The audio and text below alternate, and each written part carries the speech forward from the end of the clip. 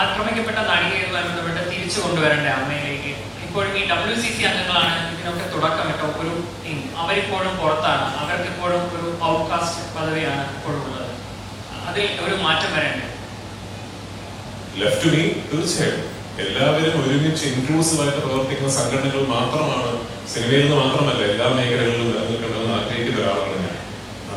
അങ്ങനെ ഒരു ഭാവിയിലേക്ക് നമ്മൾ ഉടനെ എത്തിച്ചേരട്ടെ ഞാൻ പ്രത്യാശിക്കുന്നു.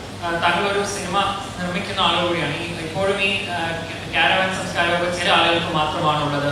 ജൂനിയർ ആർട്ടിസ്റ്റുകൾക്കൊക്കെ സിനിമ സെറ്റുകളിൽ അവർക്ക് വേണ്ട രീതിയിൽ പ്രവർത്തിക്കാൻ പറ്റുന്നില്ല. ഒരു തൊഴിലിടത്തിലുള്ള ഒരു നല്ല രീതിയിലുള്ള ഒരു സംസ്കാരമല്ല പല സെറ്റുകളിലും എന്നൊരു ഇതുകൂടി റിപ്പോർട്ടിൽ പറയുന്നുണ്ട്, ഹേമ കമ്മിറ്റി റിപ്പോർട്ടിൽ. അത് താങ്കളെ ശ്രദ്ധയിൽപ്പെട്ടിരുന്നു.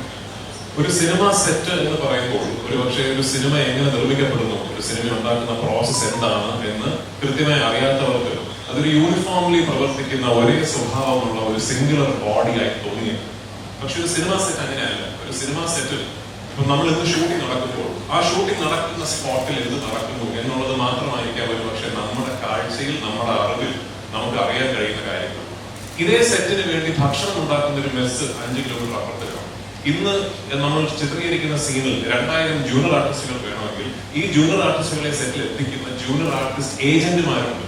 നമ്മൾ അവരുമായിട്ട് കോർഡിനേറ്റ് ചെയ്തിട്ടാണ് ഇന്ന ഏജന്റിന്റെ കയ്യിൽ നിന്ന് 500 ജൂനിയർ ആർട്ടിസ്റ്റ്, ഇന്ന ഏജന്റിന്റെ കയ്യിൽ നിന്ന് 1000 ജൂനിയർ ആർട്ടിസ്റ്റ്, ഇങ്ങനെയാണ് ജൂനിയർ ആർട്ടിസ്റ്റുകൾ ഈ സെറ്റുകളിൽ എത്തുന്നത്. അപ്പൊ ഈ പ്രോസസ്സ് ഞാൻ പറയുമ്പോൾ തന്നെ നിങ്ങൾക്ക് മനസ്സിലാവുന്നില്ലേ ഇത് ഫുള്ളി സ്ട്രീം ലൈൻഡ് അല്ല എന്ന്. ഇത് കംപ്ലീറ്റ്ലി സിസ്റ്റമാറ്റിക് ആയിട്ട് പ്രവർത്തിക്കുന്ന സ്ട്രീം ലൈൻഡ് ആയ പ്രോസസ്സുകളിലേക്ക് എത്തിച്ചേരുന്ന ഒരു പ്രക്രിയ അല്ല എന്ന് ഞാൻ പറയുമ്പോൾ തന്നെ നിങ്ങൾക്ക് മനസ്സിലാവുന്നുണ്ട്. സ്ട്രീം ലൈൻഡ് ആകണം, അത് സിസ്റ്റമിക് ആയിട്ട് തന്നെ പ്രവർത്തിക്കണം. അതിലേക്ക് എത്തിച്ചേരേണ്ട സ്റ്റെപ്സ് എന്താണ് എന്നുള്ളതാണ് നമുക്ക് ഈ ചർച്ച ചെയ്യുന്നത്. തീർച്ചയായിട്ടും വേണം. ഈ റിപ്പോർട്ടിലടക്കം പറയുന്ന ഈ സിനിമ വിലക്കുണ്ടല്ലോ, വിലക്ക് ഏർപ്പെടുത്തുന്നുണ്ട് എന്ന രീതിയിൽ പറയുന്നത് പാർട്ടി വിരോധത്തിന്റെ ഉദാഹരണമൊക്കെ നമ്മുടെ മുമ്പിലുണ്ട്. ഇതൊരു യാഥാർത്ഥ്യമാണെന്നാണ് പൃഥ്വിരാജിന്റെ ഒരു അഭിപ്രായം. അത് മാത്രമല്ല തുടക്കകാലത്ത് ചില പ്രോജക്റ്റുകൾ തടസ്സപ്പെട്ടിട്ടുണ്ടെന്നുള്ള രീതിയിൽ ഒരു പ്രസ്താവന വന്നിട്ടുണ്ടെന്നാണ് എന്റെ ഓർമ്മ. അതെ, പാർവതിക്ക് മുമ്പുള്ള ഉദാഹരണം ഞാനല്ലേ.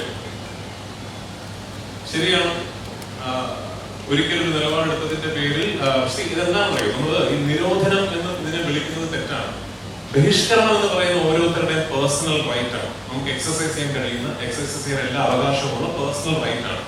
പക്ഷേ ഈ ബഹിഷ്കരണം എന്ന് പറയുന്നത് അതോറിറ്റേറിയൻ പൊസിഷൻസിലിരിക്കുന്ന ആൾക്കാരുടെ ഭാഗത്ത് നിന്ന് വരുമ്പോൾ അത് പലപ്പോഴും പ്രതിഫലിക്കുന്നത് നിരോധനമായിട്ടാണ്. അങ്ങനെ സംഭവിക്കുന്നുണ്ടെങ്കിൽ ഇന്നും സംഘടിതമായ ഒരാളുടെ തൊഴിലവസരം നിഷേധിക്കപ്പെടുന്നുണ്ടെങ്കിൽ അതിനെ അഡ്രസ് ചെയ്ത് തന്നെ വേണം. അതിനെതിരെ നടപടികൾ ഉണ്ടാകണം. അങ്ങനെ ചെയ്യാനുള്ള അവകാശമോ അധികാരമോ ആർക്കുമില്ല. ഇതിനെയാണ് നിങ്ങൾ പവർ ഗ്രൂപ്പ് എന്ന് പറയുന്നതെങ്കിൽ ആ ഗ്രൂപ്പ് ഉണ്ടാകാൻ പാടില്ല മലയാള സിനിമയിൽ. ഇന്ത്യയുടെ കമ്മിറ്റി എന്ന സംവിധാനം ഷൂട്ടിംഗ് ലൊക്കേഷനുകളിൽ ഏർപ്പെടുത്തണമെന്ന് പറയും. അത് ഫലവത്തായിട്ട് നടപ്പാക്കുന്നുണ്ടെന്ന് കൃത്യമായിട്ട് രാജുവിന്റെ ഒരു അതിനുശേഷം ഉള്ള ഷൂട്ടിംഗ് സ്ഥലത്ത് അനുഭവപ്പെട്ടിട്ടുണ്ടോ? കൃത്യമായിട്ട് നടത്തപ്പെടുന്നുണ്ട് അല്ലെങ്കിൽ അതിന് കൃത്യമായ എന്റെ സെറ്റിൽ നടപ്പാക്കുന്നുണ്ട് എന്ന് ഞാൻ പറഞ്ഞാൽ അവിടെ തീർന്നോ ഈ വിഷയം?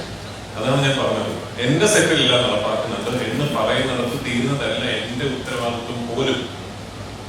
ഇപ്പൊ ഗുരുവായൂർ നടയിൽ എന്ന് പറയുന്ന സിനിമയുടെ സെറ്റിൽ ആരായിരുന്നു ഇന്റേണൽ കമ്മിറ്റിയിലെ അംഗങ്ങൾ, ആരൊക്കെയായിരുന്നു അത് ഫോം ചെയ്ത് എനിക്ക് കൃത്യമായിട്ട് അറിയാം. അപ്പൊ എന്റെ സെറ്റിൽ നടക്കുന്നുണ്ട്, അതുകൊണ്ട് കുഴപ്പമൊന്നുമില്ല എന്ന് പറഞ്ഞത് നിർത്താൻ സാധിക്കില്ല. അവിടെ തീരുന്നതല്ല എന്റെ ഉത്തരവാദിത്വം. അതാണ് ഞാൻ നേരത്തെ പറഞ്ഞത്. അത് അങ്ങനെ ഒരു ഇന്റേണൽ കമ്മിറ്റി രൂപീകരിക്കുന്ന ഡയറക്റ്റീവ് ഉണ്ടെങ്കിൽ എല്ലാ സെറ്റുകളിലും അതുണ്ട് എന്ന് ഉറപ്പുവരുത്താൻ മറ്റൊരു സംവിധാനം ഇവിടെ നിലവിൽ പ്രവർത്തിക്കുന്നതായിട്ടുണ്ട്. അമ്മയുടെ കീ പോസ്റ്റിൽ ഇതുവരെ വന്നിരിക്കുന്നതെല്ലാം പ്രസിഡന്റ് ആയാലും സെക്രട്ടറി ആയുള്ള കീ പോസ്റ്റുകളിലെല്ലാം പുരുഷന്മാരായിരുന്നു. ഇപ്പോൾ സമീപകാലത്ത് WCC കഴിഞ്ഞ ദിവസം കൂടി പറഞ്ഞു കീ പോസ്റ്റിൽ ഒരു വനിത വന്നു കഴിഞ്ഞാൽ ഈ പ്രശ്നങ്ങൾ ഒരു പരിധി വരെ കൂടുതൽ അഡ്രസ് ചെയ്യാൻ പറ്റുമെന്ന് കരുതുന്നുണ്ടോ? അമ്മയുടെ കീ പോസ്റ്റിൽ ഒരു വനിത വരുന്നതിനെ രാജു എങ്ങനെ കാണുന്നു? എല്ലാ സംഘടനകളുടെ തലപ്പത്തും ഫീമെയിൽ റെപ്രസെന്റേഷൻ വേണം എന്ന് വിശ്വസിക്കുന്ന ആളാണ് ഞാൻ. അതിൽ നിന്ന് അമ്മയ്ക്ക് എക്സ്ക്ലൂസിവിറ്റി ഒന്നുമില്ല. ആ സംഘടനയുടെ തലപ്പത്തും തീർച്ചയായിട്ടും ഫീമെയിൽ റെപ്രസെന്റേഷൻ വേണം എന്ന് തന്നെയാണ്